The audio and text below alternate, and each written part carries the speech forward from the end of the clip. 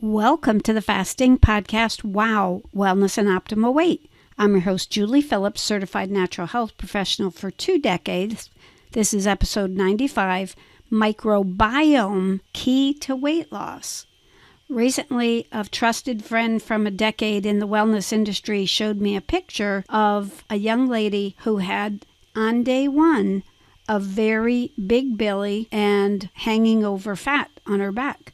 And on day 5, there was a remarkable difference. And by day 10, it was just almost unbelievable. The key was that she said that this individual was not targeting what she ate or how she exercised. She was only addressing her microbiome in her gut.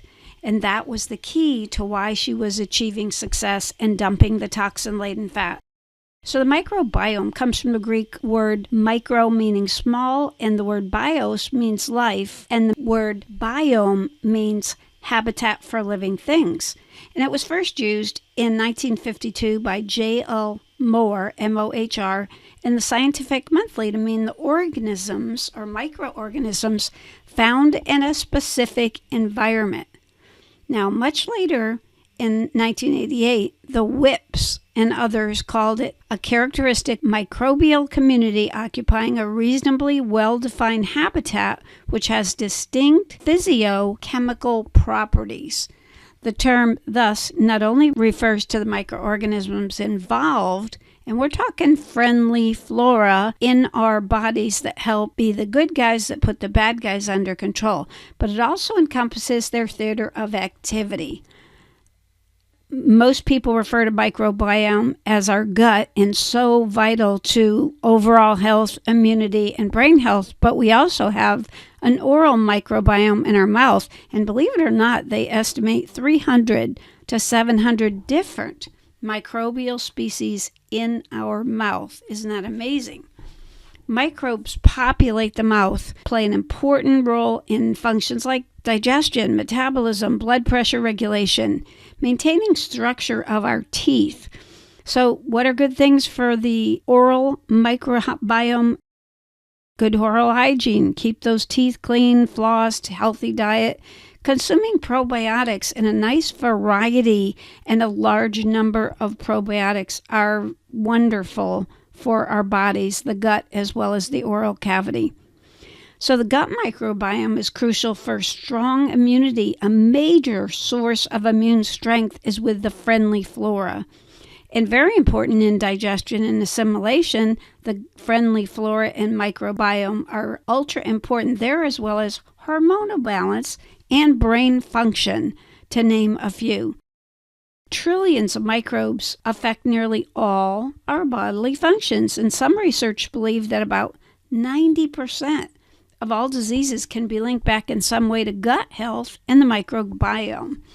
Poor gut health or imbalance can lead to something called leaky gut, where there's actually end up with holes in the gut wall and particles of food can go out and flow out through your system, confusing the immune system and promoting things that are autoimmune related, where your immune system can't handle and can attack the good part of the body. Joint pain with arthritis, cancer, heart disease, dementia, and more are all linked with the microbiome issue. In fact, when I was new in natural health 20 years ago, the mentor told me, Julie, there's more transmissions from your colon to the brain than vice versa. So when you clean up the gut, you may also be cleaning up the mood. So when people are sad a lot, depressed, whatever, there might be a big issue to that. If the toxicity level in the body is high, taking probiotics may bring way less value than you think. You might really need to clean up the mess. Also, for friendly flora, or probiotics means for life, antibiotics means against life. And it isn't just antibiotics that kill your good, friendly probiotics. It's all kinds of medications. Too much stress, too much sugar, too much alcohol, different things can actually destroy your friendly flora. And they need something called prebiotics to help them to survive, they need fiber, and we need occasional or ongoing cleansing to help clean up the mess that's created with our toxic food and environment and chemicals and pesticides, and even our toxic water is contributing to a big problem with our microbiome. This toxicity is especially prevalent and harmful in something called visceral fat. So check out episode 92. Visceral fat is the one clinging to vital organs, and even super thin people that weigh 100 pounds can have high visceral fat.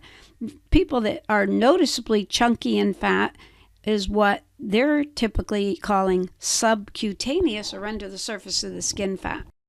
So this toxicity issue and microbiome problems can be very problematic and very dangerous, actually, for long-term health, energy, and vibrancy. So this can lead to more fat storage. It can cause our bodies to just store fat, store fat, store fat. Let's get more belly rolls, and let's get more rolls on the side, and let's get inflammation when we're having a poor microbiome situation. Well, stress, all kinds of stressors, can affect the microbiome and causing inflammation, more layering of the belly fat. So people can end up with multiple rolls on their left, their right, even way down lower on their torso. It's not a good feeling. A good thing here is use anti-stress techniques, relaxation, get out and enjoy nature, walk nature in the sunshine, get some activity outdoors. Enjoy, if you like meditating or doing Tai Chi, any of these types of things, that's a good thing. And it can make losing weight and losing fat seem really close to impossible if you have a toxic microbiome and one lacking in friendly flora. And guess what else? It can cause rebounding. You lose weight because the body isn't releasing the toxins and giving the body what it needs. The body, to protect you, might just gain that weight right back again. They call that rebounding or yo-yo weight regain. Poor microbiome can affect constipation, where now you're building up toxins in the body. It can't get out. It can affect your allergies, immunity, and so much more. So the body does try to help us in sequestering toxins in our fat cells, but here's the bad news. I was presenting with a cardiologist in South Florida about 15 years ago, and he said that excess fat, and he held up a blob of 5-pound fat, is actually emitting over 30 substances, only 2 of which the body finds useful. And he said that one substance promotes insulin resistance, which leads to the blood sugar problems. And people end up worrying about being diagnosed by their doctor with diabetes or prediabetes. Also, this leads to more inflammation and potential for fat storage. Another one of those 28 or so different substances our fat emits is the bad estrogen.